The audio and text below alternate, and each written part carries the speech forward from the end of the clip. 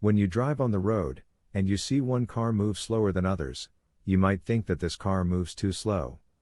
And if you see one car move faster than other cars, you might think that that car moves too fast. So what is the correct speed to drive?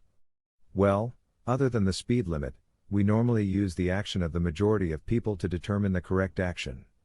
In this video, we are going to talk about the third principle of persuasion in the book Influence, by Robert Cialdini. Social proof. Have you ever wondered why sitcoms often have laugh tracks?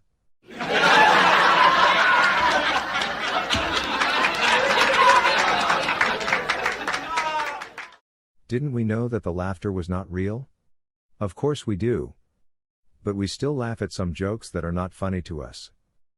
In fact, research indicates laugh tracks will make us laugh longer and more often, especially at bad jokes. This is due to the principle of social proof, which states that we often decide what the correct course of action is, by looking to others' behavior. In the case of the laugh track, even artificial laughter helps convince us that others consider the jokes funny, meaning we probably should too. This dynamic is also used by church ushers, who fill in collection baskets with a few bills before the service, to make it seem like everyone is making donations. And it's why companies often advertise products with lines like best-selling or fastest-growing. The company doesn't have to promote saying their product is good. By just giving the idea that their product is used by many, it makes other customers feel like it must be a good product. If many people are buying it, it must be good. Social proof becomes a particularly powerful influence when we face uncertainty. For example, if we go to a new place we have never been to before, and there are two restaurants in front of us. One almost empty, and the other one is full. Which one do you think might be the better restaurant? We might be thinking, since so many people go to this restaurant, the place must be good. Consider the famous case of Kitty Genovese, who was stabbed to death outside her apartment building in New York in 1964. Some neighbors heard the young woman's cries for help, but no one intervened or called the police. The media soon reported that the neighbors had been callous and completely unconcerned about their neighbor, sparking outrage.